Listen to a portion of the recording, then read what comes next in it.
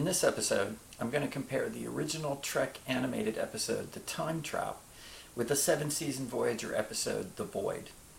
It looks like The Void is a remake of The Time Trap. They're both fun to watch, but with the added runtime, the newer Voyager episode had the opportunity to add additional story elements that made it more compelling. We're going to dig into that. Hi, I'm Chris, your host here at Sci-Fi Eyes, where I comment on recurring themes and tropes in video science fiction. I think The Void is a remake of The Time Trap. Let's take a look at these two stories in detail and see. First, let's take a look at The Time Trap.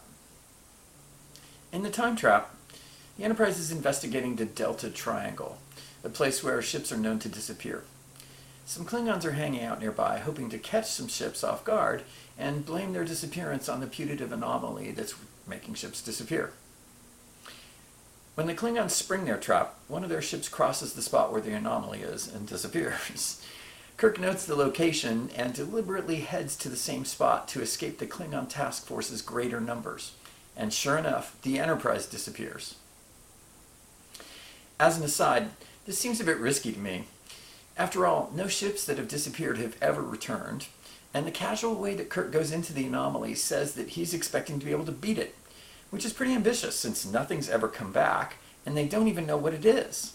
For all he knows, the ships could have disintegrated. Once we are inside the anomaly, we see Elysia, a society of ships that have been lost in the anomaly. Pretty soon, Scotty discovers that the dilithium crystals have started deteriorating rapidly since arriving, and they have 4 days at most before they're without power. So there's a time pressure to find a way to escape. Once we're inside, there's a lot of exposition in the Elysian Council chambers where they explain that somehow time doesn't pass, which doesn't really make a lot of sense since we're witnessing action. And they explain everyone ages extremely slowly, which I'm not sure how that works either. So apparently time passes and experientially, but not biochemically. It doesn't really make a lot of sense. So the Klingon ship that was attacking the Enterprise makes an attempt to escape. But they discover that they lack the speed to do so, and they're thrown back into the void. Down to 2 days' worth of dilithium, Kirk convinces the captain of the Klingon ship that had been attacking them to collaborate on a plan to escape. It turns out that Spock has come up with a plan. Together, combining their ships, they'll be able to have the necessary speed to get out. Along the way, the Klingons hatch a plan to sabotage the Enterprise so it'll explode once they exit the void, after the escape.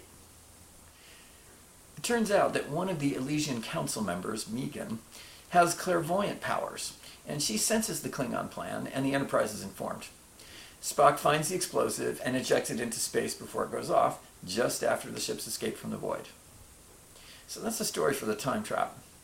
Now, for comparison, let's take a look at Voyager's The Void.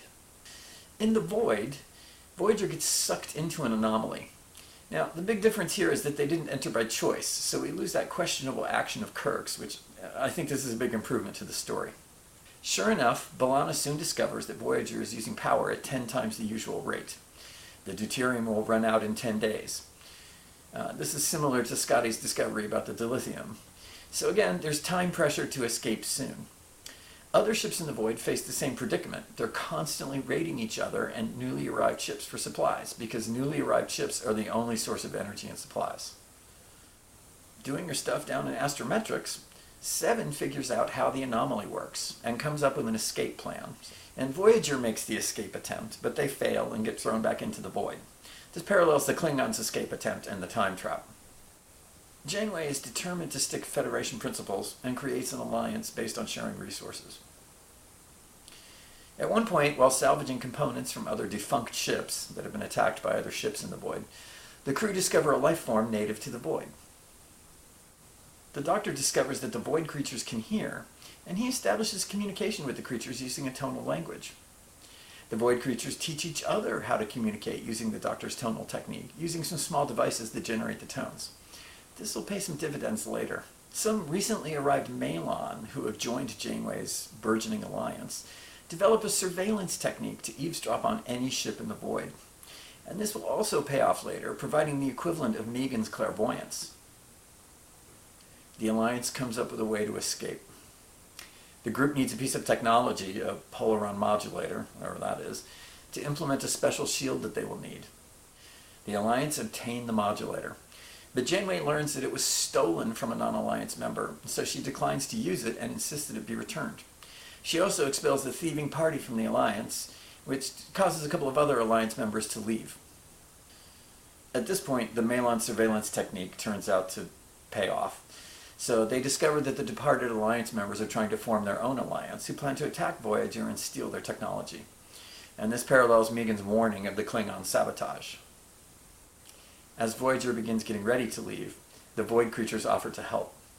The creatures are given some instructions on how to sabotage the ships that are expected to attack based on the Malon's surveillance findings. During the escape attempt, the Alliance disables the shields of the attacking ships so that the Void creatures can be beamed onto them, where they sabotage the engines of the attacking ships. So this prevents any further attack on the Alliance as it escapes.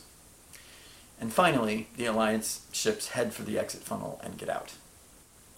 The Void seems to be a longer remake of the Time Trap. I've already pointed out some of the parallels in my earlier description. And with the longer runtime, there's space for more story elements. As for the Time Trap, I have some questions. If the dilithium is fizzling out, then they need energy for replicators or whatever life support everyone needs inside the Void. This is never really explained. In the Voyager version, the Void, everyone falls prey to preying on newly arrived ships to acquire more deuterium or fuel and other supplies they need to survive. This is somewhat more satisfying and would be enough to encourage escape in a timely manner, unlike the other story where it seems like people can just hang out and live forever. The Malon's surveillance capabilities provide a substitute for Megan's clairvoyant abilities, and the Void creatures help out with the escape. Along the way, we get to see a real test of Janeway's principles when she expels an Alliance member that stole a piece of technology that the Alliance needs for their escape. This brings home the Federation's feel-good principles, which is highlighted by the Alliance members all being pals after they escape by working together. So I pointed out the parallels between the two stories and have shown how The Void is a remake and how the added story elements made possible by the longer runtime keep the remake interesting. And they're both fun episodes, go revisit them. So I hope you enjoyed this analysis and that you'll join me next time. If you enjoy these, you know what to do. So long from Sci-Fi Eyes.